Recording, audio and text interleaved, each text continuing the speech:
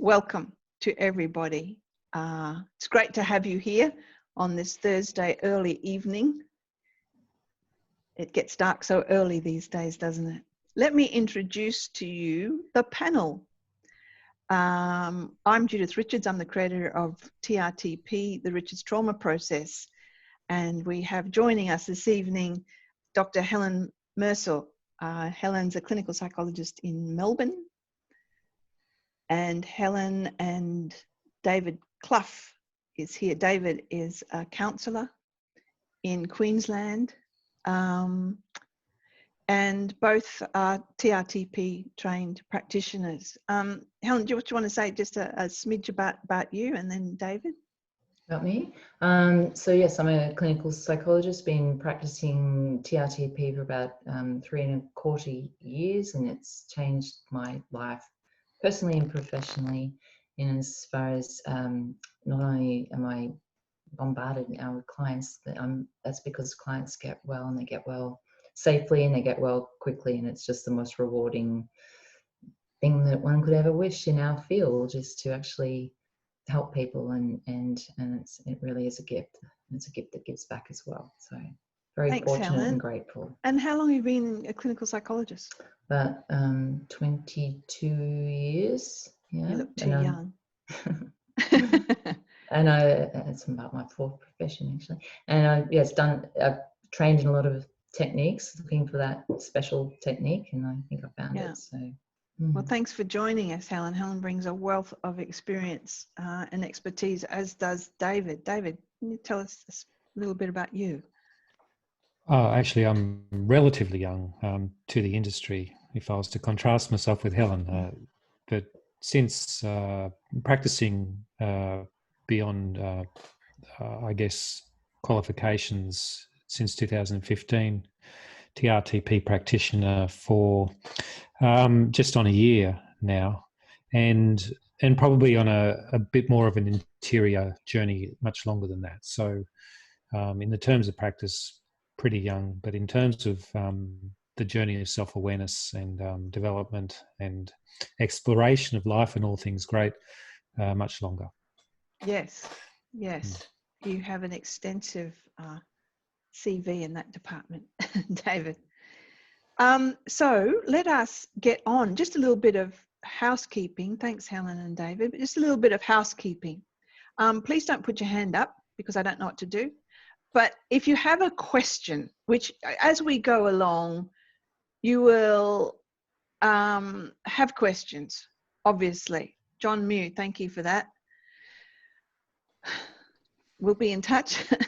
If you have a question while we're going along, just type it in chat. So you'll find chat for those who've just arrived and haven't been on a webinar before. If you squiggle your cursor, I think that's a technical term, down at the bottom of the screen, you'll see a chat icon. It says chat with a little talk bubble thing above it. Click on that and an area will come up where you can type in your question. So if you've got questions as we go along, or comments, just type them in and we will see if we can include you in our conversation. So that what we're going to do is just have a conversation about fear in many of its aspects, and what do we do with it? It's a current topic, isn't it? With COVID. So let's just talk about the different types of fear, just in great big bundles. So we have fear. We have normal fear, if you want to call it normal fear. There are a couple of types of fear. There's real fear, and there's imagined fear that's not quite real. There's fear of consequence. There's anticipatory fear. Then there's a whole different type of fear. And that fear is the fear that's generated when someone gets stuck in trauma. Because what happens then is the whole being is screaming, I'm not safe. And so then everything becomes a threat.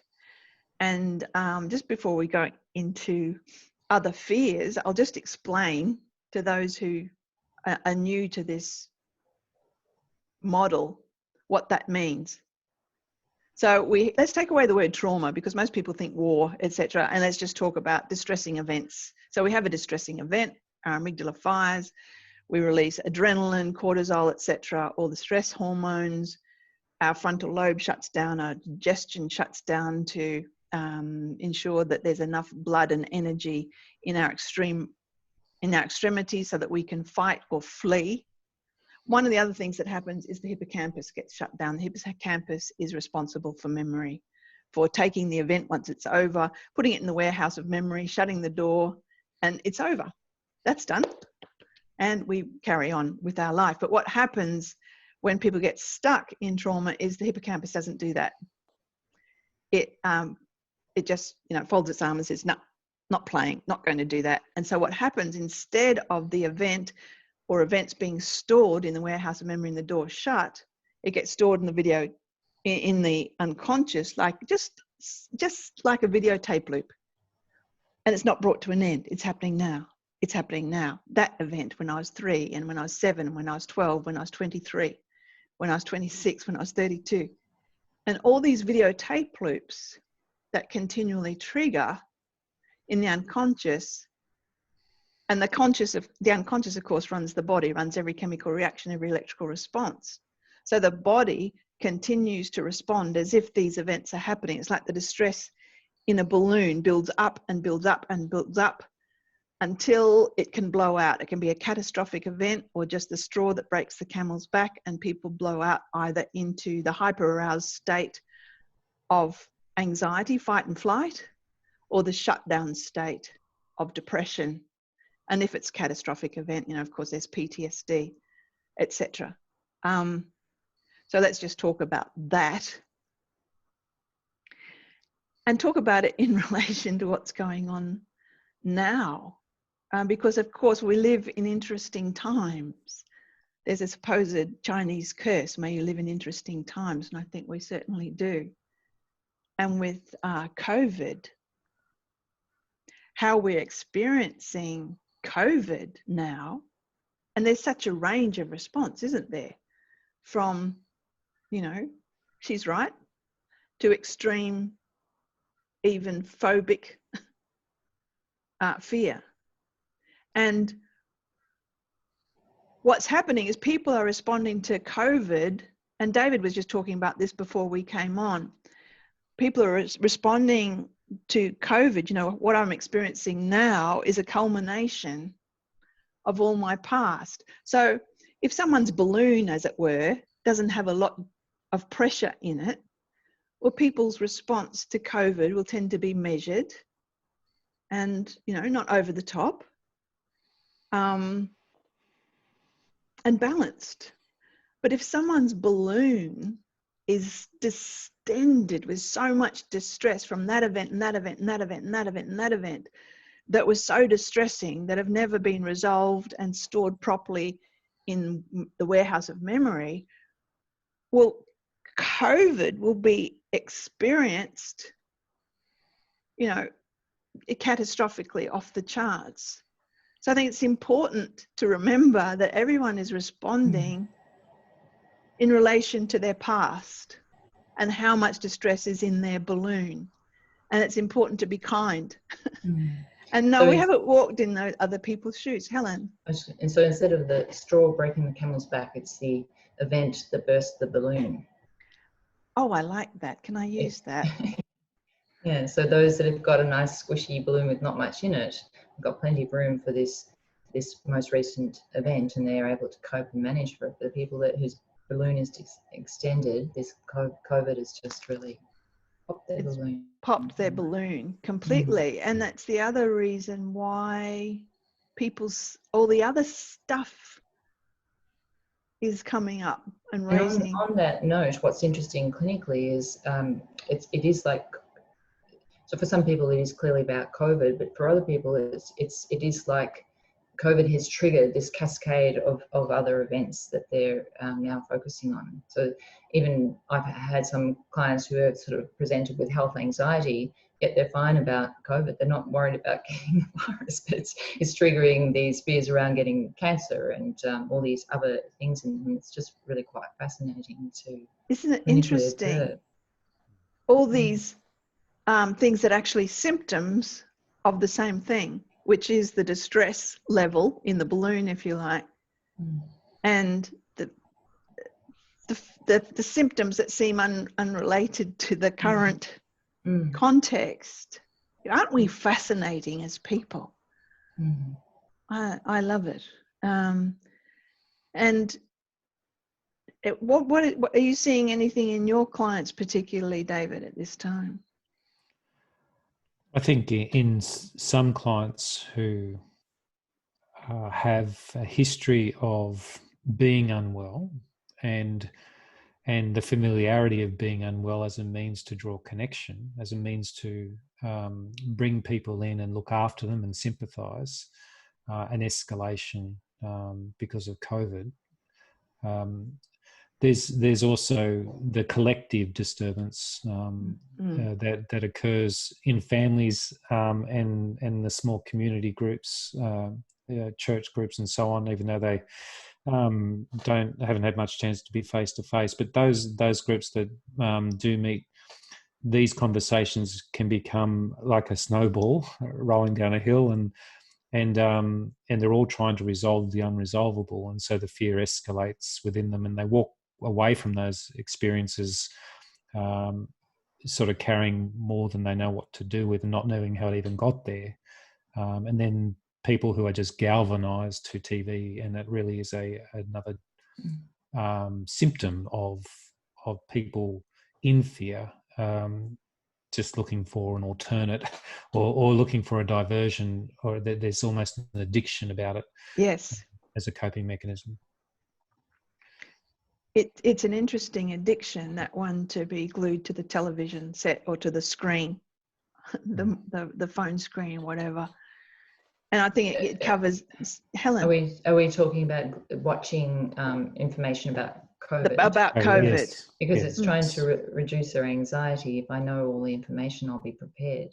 This thing that is so out of my control and which is causing the fear, as opposed to focusing on the positives of life, which is going to actually help dissipate the anxiety and the fear.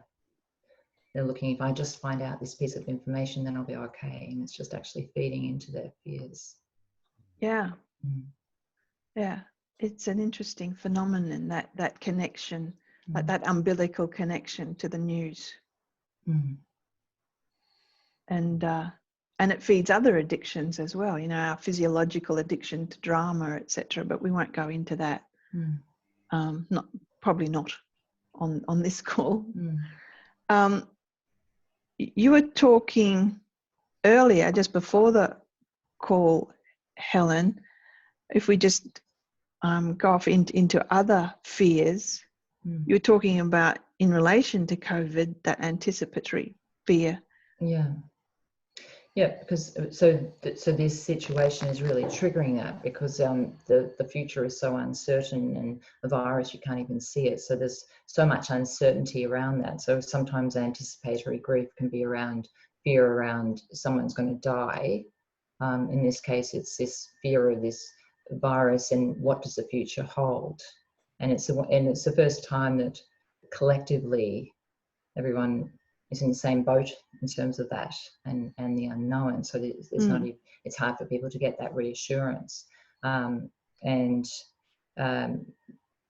So what's really most important is not, which is why I think people are sort of going onto the television to try and seek the answer to, you know, finding that, well, guess what, there's the vaccine, or what's good, people, and no one's dying, and that's sort of not actually the way to go about it. What's important is to be able to be focusing on, so for example, I've noticed that the people that are managing well are the people that are looking at the good news stories, because there are good news, there are aspects of this, you know, the dolphins are swimming in the Venice Canal. Yeah, the reduction in pollution, and reduction in our carbon in the atmosphere.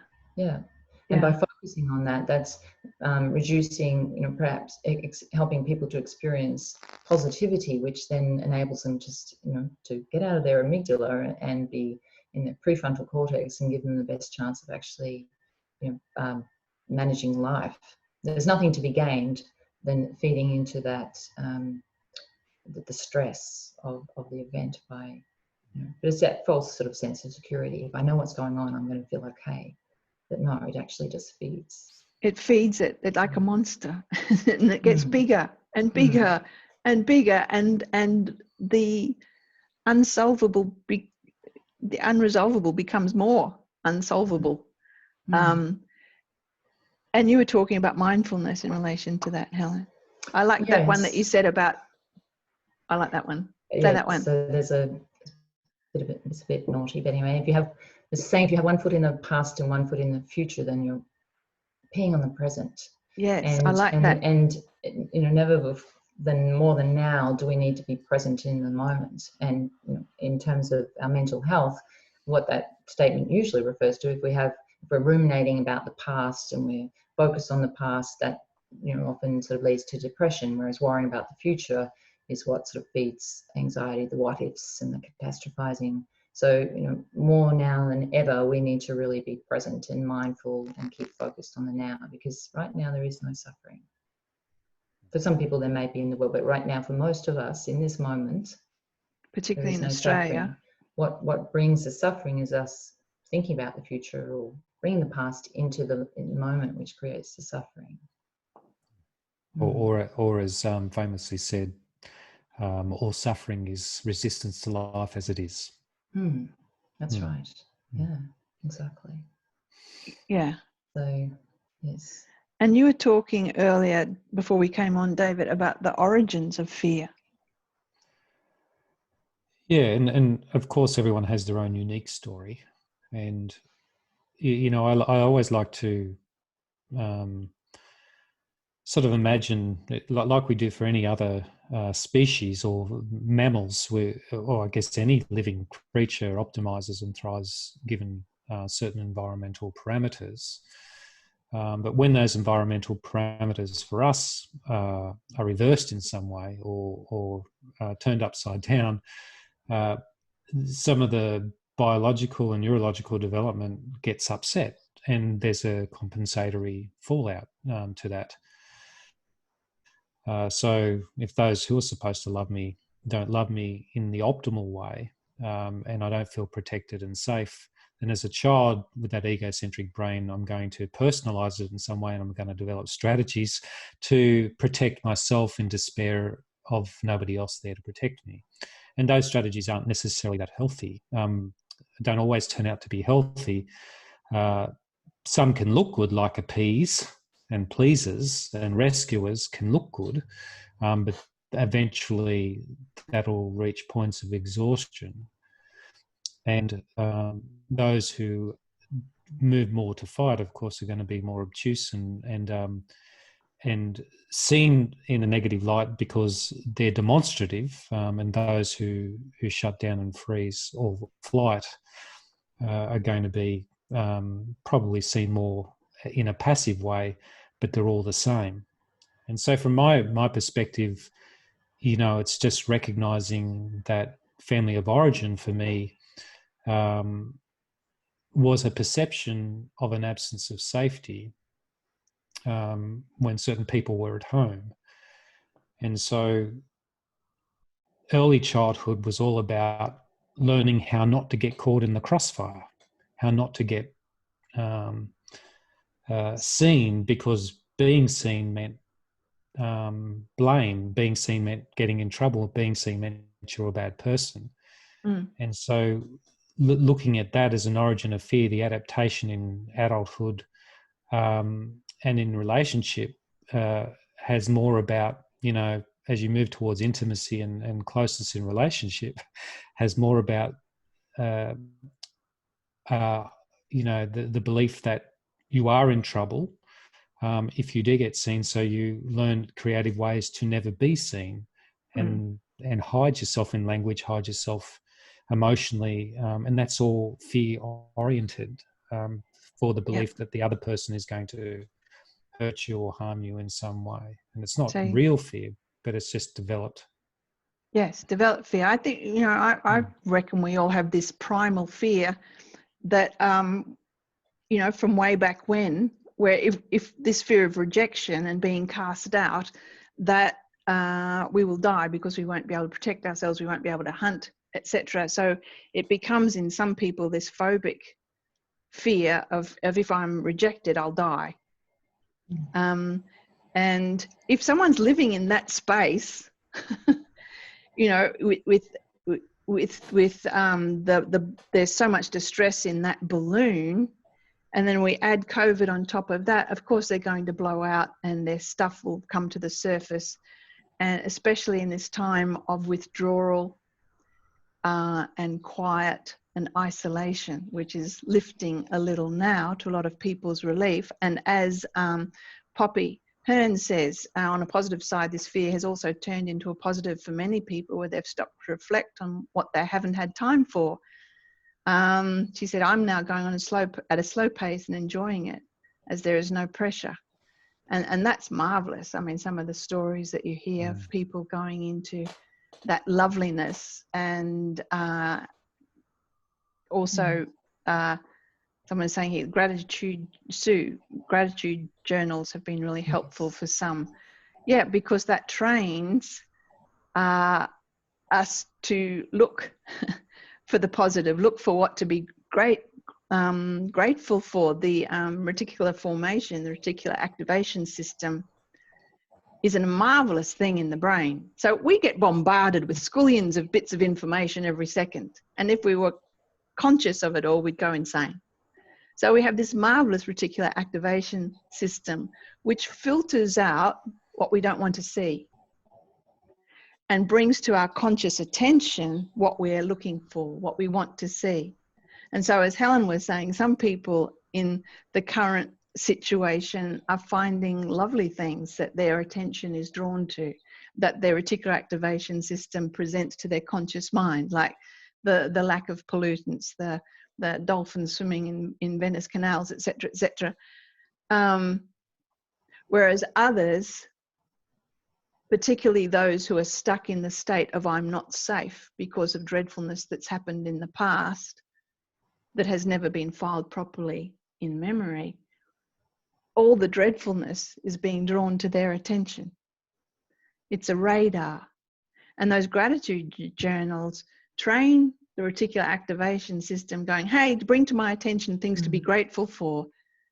And so it actually changes the neurology a little. And that's how that works, training the reticular activation system. So in terms of when people have been, let's go back to that arena. Oh, here's a question. Do you feel that COVID-19 has made us look at our individualistic existence? And we are craving for connectedness. Oh, yeah.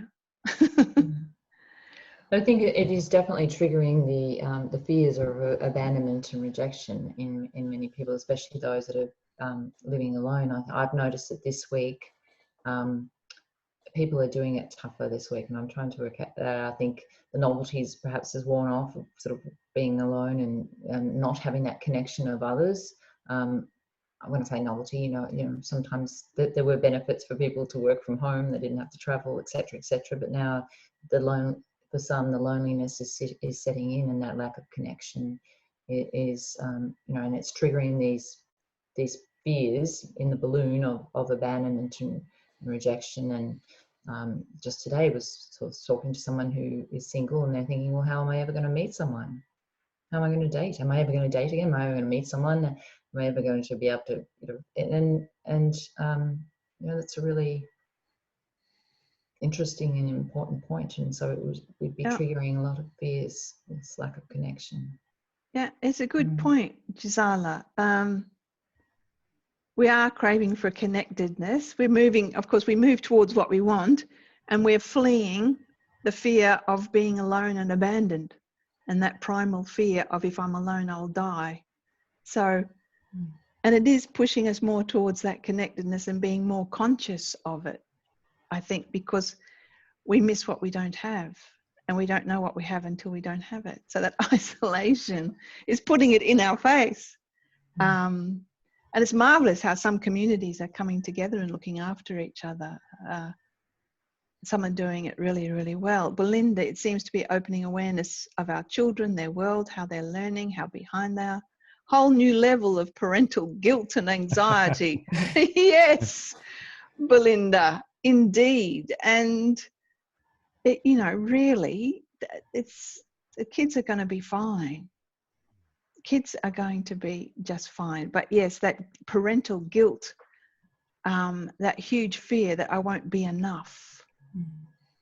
It is incredible how adaptive we are as humans. And I think going back, you know, for those that have got a balloon that's not too full, it is incredible how we're all just adapting to this. Parents, you know, homeschooling the children. You know, it's just, unfortunately or unfortunately, it's a way of life that's accepted. But with those that, unfortunately for them, it has triggered them into that sort of triggering their past stressful events and traumas. It's very hard for them to be adaptive. Yeah, and there's a big problem with just sheer exhaustion at the moment, with people trying to work from home, trying to homeschool, living on top of each other, everyone at the one table, people trying to find space in the cupboard, in the walk-in wardrobe.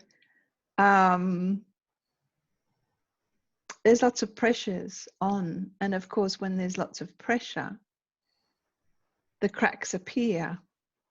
And unfortunately, in some households, they appear as violence, etc. And the more and more people are looking for safety from unsafe houses. We won't call them homes, they're just houses. There are just so many facets of our current situation. It's sort of hard to bring them all together.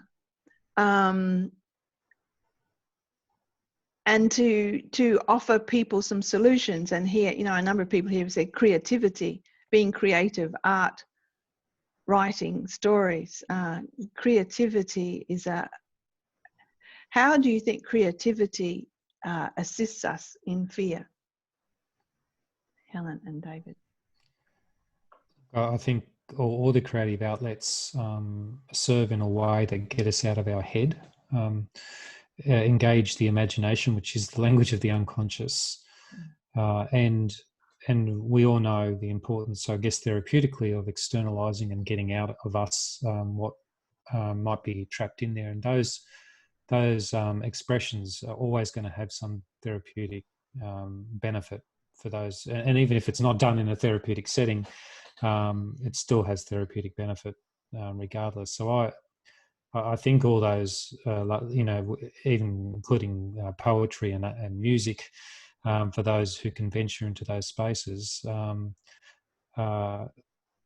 know, when you consider the compression and the intensification of the imposition of things like COVID-19 and the tensions around desire for connection and everything else that's happening around all that, and the implication of fear or additional fear, that almost sparks a greater level of creativity, because there's a greater breakout, a greater expression. So yeah, that's something I always sort of celebrate and encourage.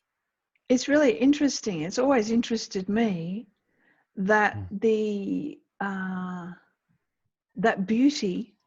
I mean, you look at the greatest artists and the greatest composers, and generally it's coming from disturbance. And the more disturbed, the more beautiful. It's a bit sad, but there seems to be this correlation between the beauty in art, whether it's music or literature or painting and sculpture. The correlation between beauty in art and pain or periods of disturbance. It's a healthy expression. Yeah. Yeah. And Sharon here is saying, I used, with her clients, she uses the worst use of imagination is anxiety, fear, and the best use of imagination is creativity. And that's true, isn't it? Because when we catastrophize with anxiety, we're certainly using that imagination on full throttle. That's right.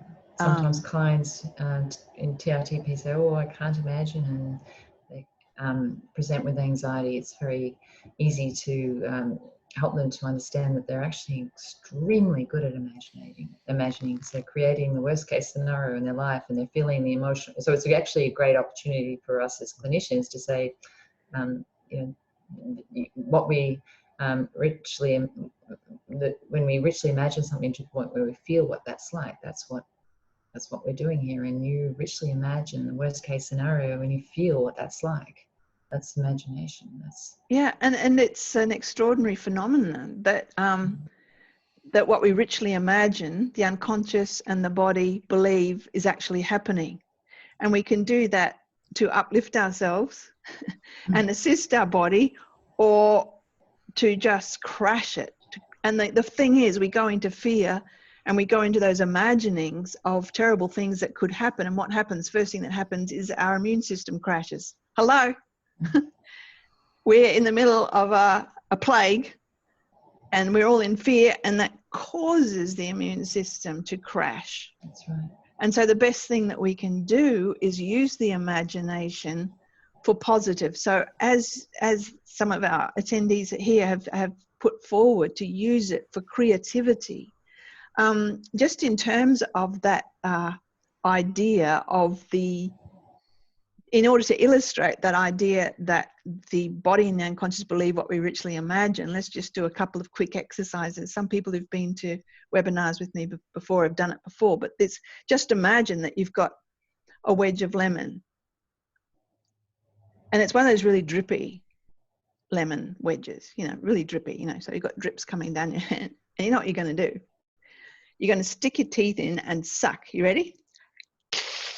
And it's so sour. And there's so much juice. And I don't know about you, but I'm having a saliva response here and my mouth is, So what's happened there is my body has just responded as if what I imagined was happening. So it did exactly what it would do if I had a real piece of lemon. Let's just do another one. I love this one.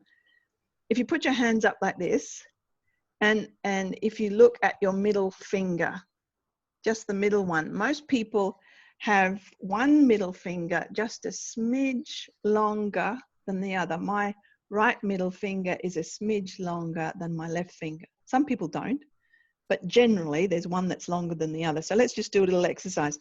Put the long fingered, so here's my long fingered hand, put it on your lap. The shorter fingered hand, hang down beside your chair or somewhere handy. And we're just going to do an imagining exercise.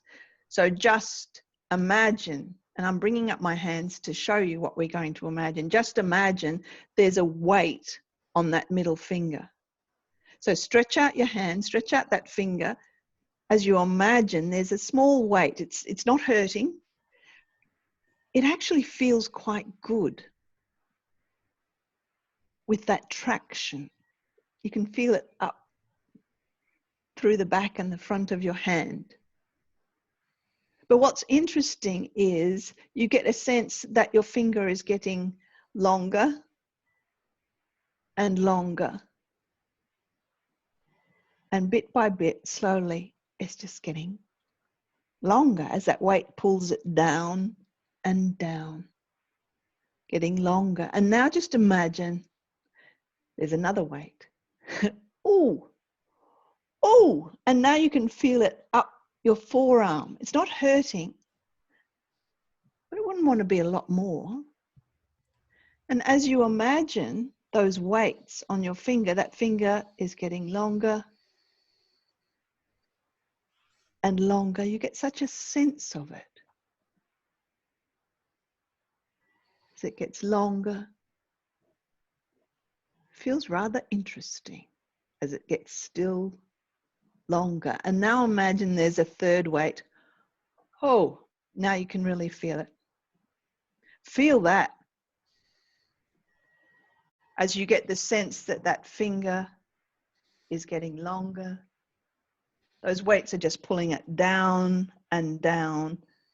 You can feel it lengthening right through your forearm, down your hand and down that finger, the muscles getting longer, the finger itself just getting longer and longer. Wow, feel that.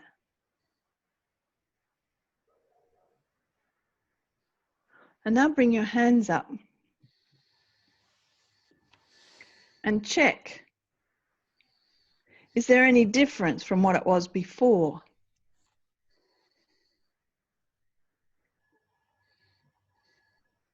And type in if you see a difference.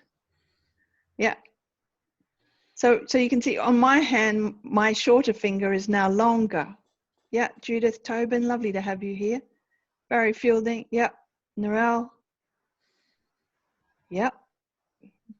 Glennis Ulrich, lovely to have you here. So for so many people, the short finger becomes the long finger. So this illustrates that idea that the body and the unconscious believe what we richly imagine. Thanks, Ira Blake, significantly longer. Oh yes, exclamation mark. Yeah. In this way, this is how people imagine away tumors. This is how people imagine away disease states. What we richly imagine, our body and our unconscious believe to be true. And this is what I used to imagine away. Yes, Barry, but it's more than visualization.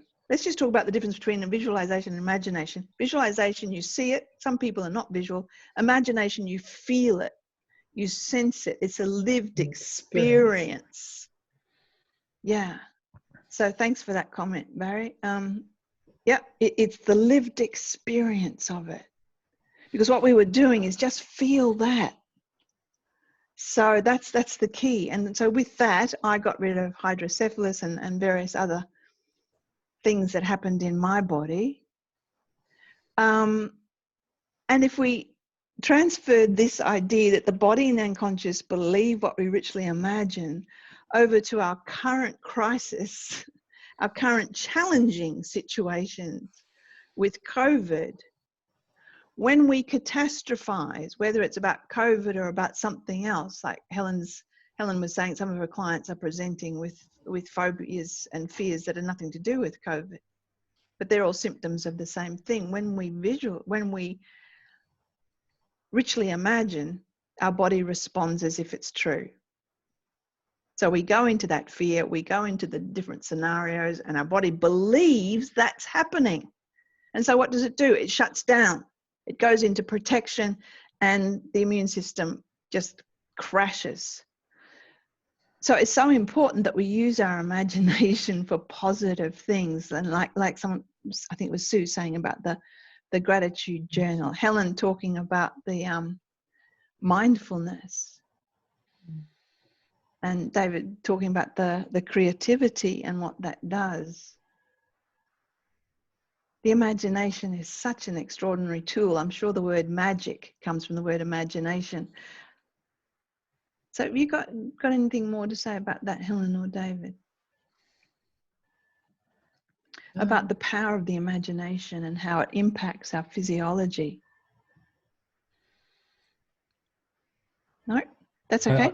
I was just going to say the importance of the use of imagination, given it is really the language of the unconscious, to address those video loops that you mentioned earlier, Judith, for the things that haven't turned off, the parts of us that say I'm not safe and it's not over.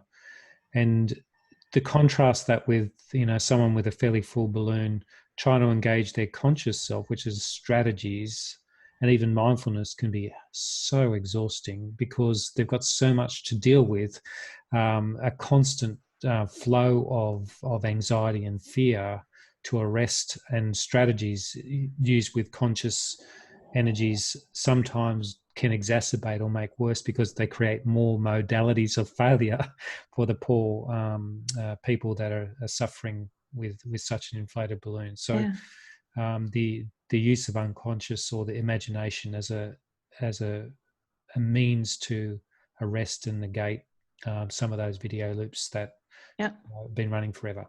Yeah, and that's a really good point, that to someone who's stuck in that state of I'm not safe because of the dreadfulness that's happened, because of the pressure in the balloon, for that person who's either in the hyper-aroused state of fight and flight of anxiety or the shutdown state of depression, for that person to try and do mindfulness, it can be almost physiologically impossible.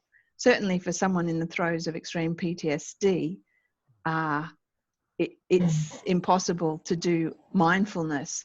And so what do we do for these people? Can I just add one more thing? I guess from a clinician who was trained in CBT originally, a while ago, a long time, but that being the therapeutic sort of choice in the system, is that one of the challenges with that is when you're not using imagination, you're trying to think your way out of these predicaments, and it just is. That's why it takes so long, and that's why it's not very effective, because we're trying to change our thinking processes, whereas what we're doing in TRTP is helping the person to experience something different, which then changes the unconscious in the body, which then has the flow and effect to the thoughts.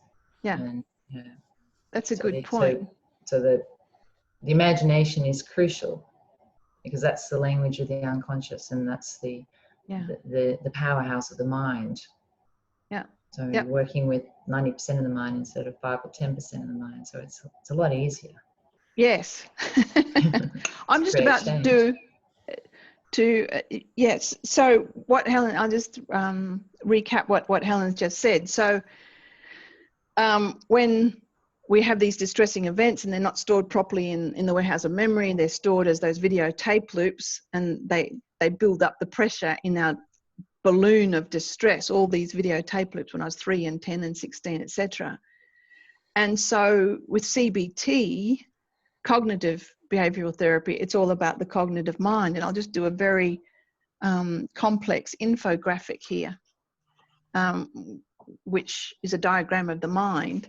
So you've got the conscious mind that runs things about 5% of the time, and the unconscious runs it all the rest of the time. And it's in the unconscious that these videotape loops are stored. And so if you're trying to resolve trauma and past distress with the conscious mind, that's not where it's at. So what we do in TRTP is we use the imagination, the language of the unconscious, to speak to the unconscious. We actually take the client through various imagined scenarios, and the more richly they imagine, the more profound is their outcome, because it turns off those videotape loops.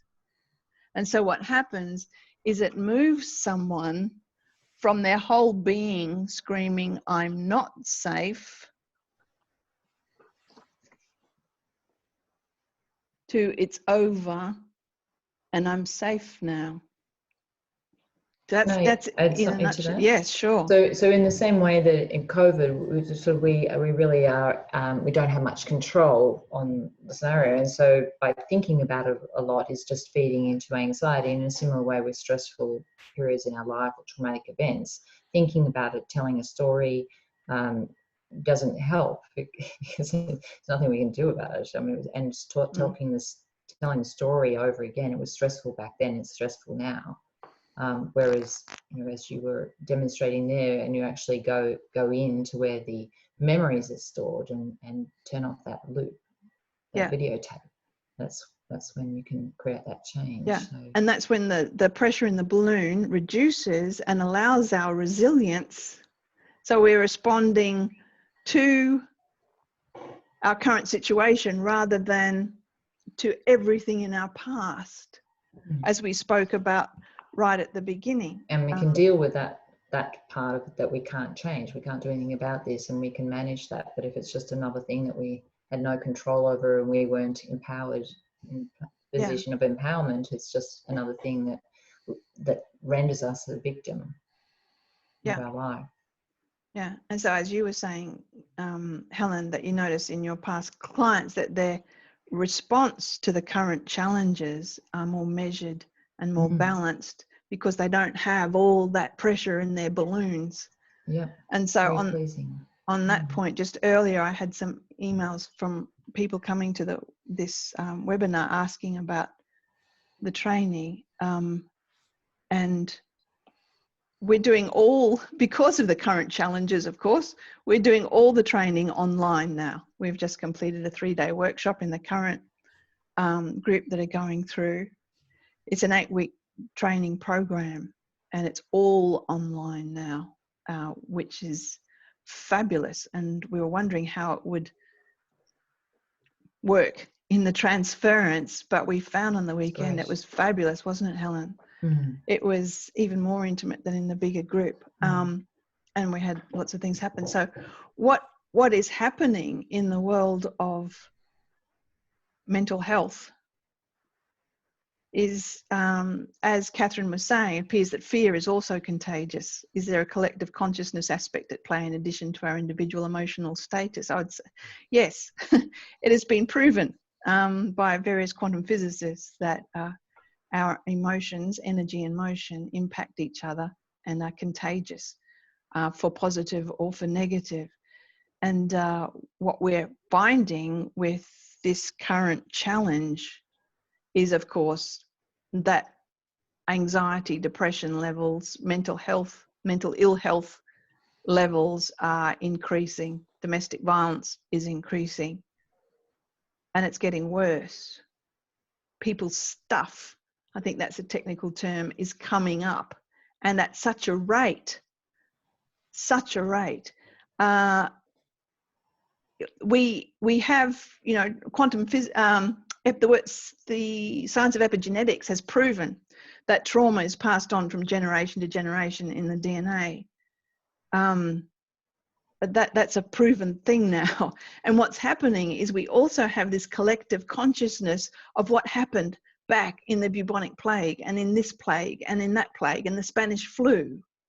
So we have this, as Bruce Lipton says, this biological imperative to survive. And so it wakes us up and goes, oh my God, it's another plague, which causes our fear to rise again, of course, our immune system to crash.